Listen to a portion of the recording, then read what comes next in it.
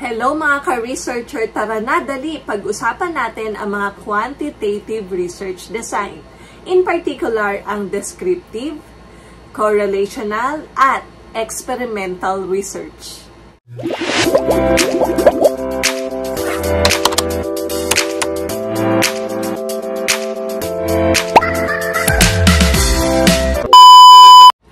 Researcher, kapag sinabing quantitative research design, structured methodologies ito na ginagamit 1. To collect numerical data, 2. To analyze this data, 3. To determine patterns or trends, 4. To test hypotheses, and 5. To determine associations or relationships among the variables. In addition, according to J.W. Creswell, isang leading expert siya sa research methodologies, ang quantitative research design, according to him, is an approach for testing objective theories by examining the relationship among the variables. So, sabi pa niya, these variables can be measured, typically by using instruments so that numbered data can be analyzed using statistical procedures. Ngayon, punta tayo sa mga types or categories ng quantitative research designs. Again we are talking about quantitative research design. So, una dyan ay ang descriptive research design. Descriptive research design is a type of quantitative research aimed at systematically describing characteristics, behaviors, or phenomena as they naturally occur.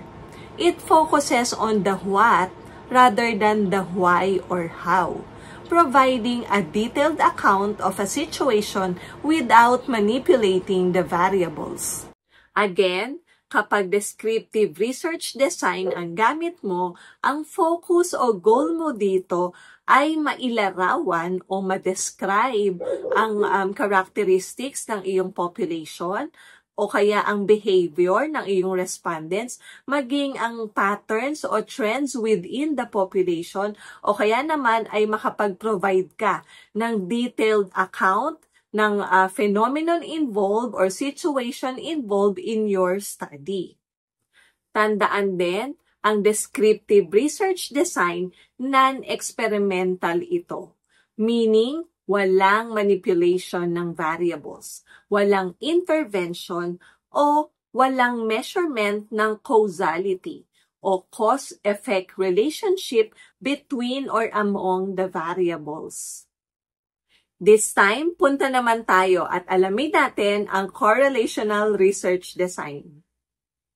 Ka-researcher, kapag correlational ang research, it explores the relationship or associations between or among the variables. Pero, sa research design na to, wala pa ring manipulation ng variables. Ang purpose mo kapag correlational design ang gamit mo ay ito. Una, to predict outcomes based on the observed relationship between variables. Pangalawa, to identify trends that might lead to further investigation. Also, looking at the additional characteristics of correlational research design, ito yung sinabi ni Creswell in 2012. Correlational research is non-causal in nature, meaning it does not measure or determine causation but explore potential patterns or trends. Nakafocus kasi ang correlational research design dun nga sa relationship or association. And it also aims to describe yung strength and direction of the said relationship or association between variables without manipulation nga. At ngayon nga, punta na tayo sa experimental research design. Experimental research design establishes cause and effect relationships by manipulating variables. Its purpose is to determine whether changes in the IV cause changes in the DV. Oops, ka-researcher, kapag sinabing IV, it is independent variable. The variable manipulated by us, by the researchers. Now, ang DV naman, dependent variable. This refers to the outcome measured in order to identify the effect of the IV. So, to emphasize, these are the features of experimental research design. 1. Determines cause and effect. 2. Independent variable is manipulated. And 3. The setting is often in controlled environments. Ngayon naman, ka-researcher, magbibigay ako ng mga sample conditions and then tell me kung anong research design yung pinaka-akma or pinaka-appropriate na gamitin para sa kanila. Okay? Okay, so number 1 situation. You want to study the new teaching strategy employed by your math teacher and measure its effect on the mathematical competencies of your classmates. So tell me, anong research design yung akmang gamitin para dito? Okay, kung ang sagot mo ay experimental research design, tama ka. Bakit? Kasi nga, you will measure the effect of one variable to the other variable. So may IV at DV ka dyan. Now, second situation, if you want to document the frequency of disciplinary issues or like cases of the misbehaving students in your school, ano kayang research design yung dapat mong gamitin? Tama, descriptive research design. Kasi nga, you will just document and describe yung frequency, yung rate, yung occurrence nitong mga misconduct cases among students sa inyong school. Now, pangatlong situation, if ang proposed study mo ay magi-investigate sa association or connection between number of hours in reviewing to the exam scores of the students, ano kayang research design yung dapat gamitin? Siyempre, correlational research design. Tama ka dyan.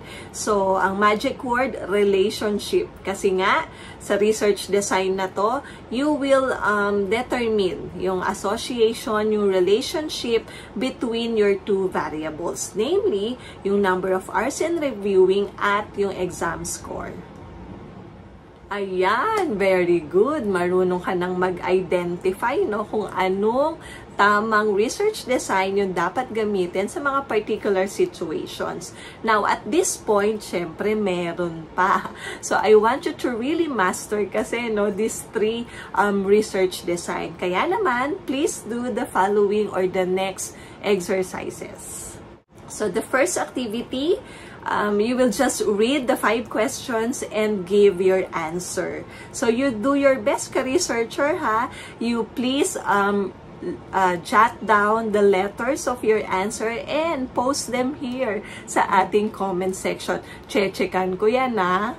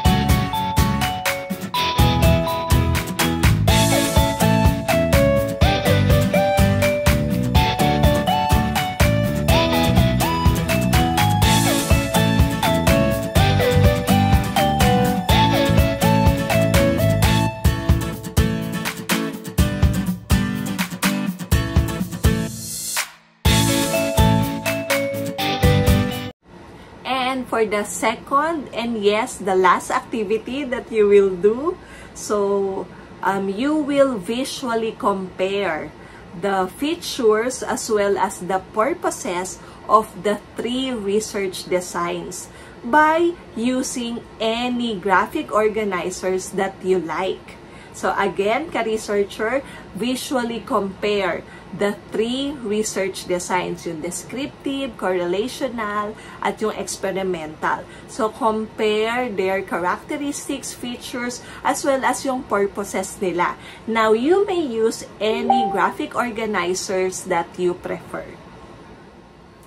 So, ayan, after all this, I'm sure you've learned something, you have gained the background information about quantitative research designs, particularly yung tatlong diniscuss natin kanina, yung descriptive, correlational, and experimental research designs. By the way, ka-researcher, if you want a comprehensive discussion of each of these 3 research designs, meron na tayo niyan dito sa ating channel. So, you go to Ana PH, you click yung ating videos, tapos makikita mo na yung tatlong content natin, video discussions ng mga yan, ng bawat isa na yan.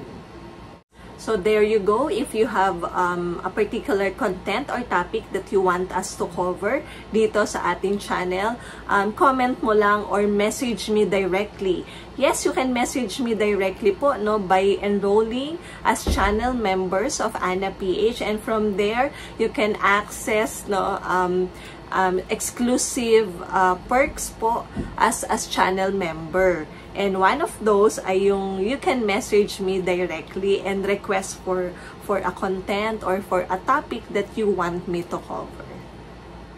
So ayan, ka-researcher, thank you so much for being with me. Maraming salamat po sa Diyos. I will see you in our next video. Bye po!